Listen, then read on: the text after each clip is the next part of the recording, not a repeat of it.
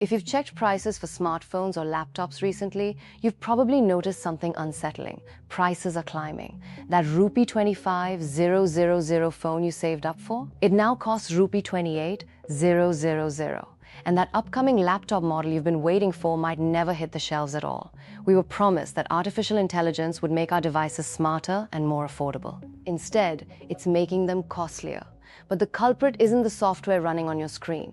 It's the massive hardware footprint behind it. Generative AI platforms like ChatGPT, Gemini, and Claude require an astonishing volume of memory chips.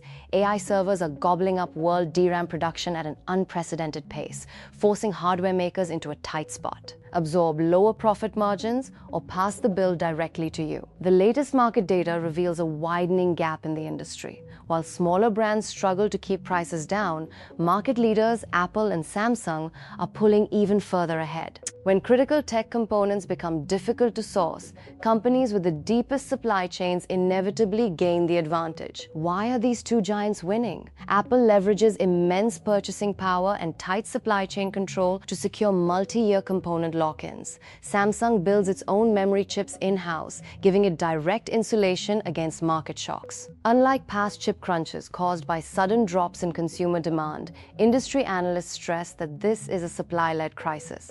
There is virtually no precedent for an appetite this massive consuming fundamental hardware resources. Financial market analysts describe two types of tech companies dominating today's economy: innovation companies and scarcity premium companies. Innovation companies build groundbreaking tech. Scarcity premium companies simply hold the keys to items everyone urgently needs. Memory suppliers like SK Hynix and Samsung sit right in that second sweet spot.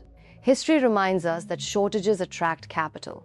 High prices yield massive profits, leading to investment in new factories. We saw the exact same cycle during the dot-com era with optical fiber cables. Prices surged, capacity expanded, and the shortage eventually collapsed. However, market analysts warn that semiconductor stock valuations are already recalibrating as investors realize threefold price spikes won't last forever. So what is the bottom line for your wallet? Expect fewer options, trimmed hardware specs, quietly cancelled budget models, and higher overall price tags. Industry forecasts from IDC indicate that supply pressure on smartphones and PCs won't ease before late 2027 or 2028.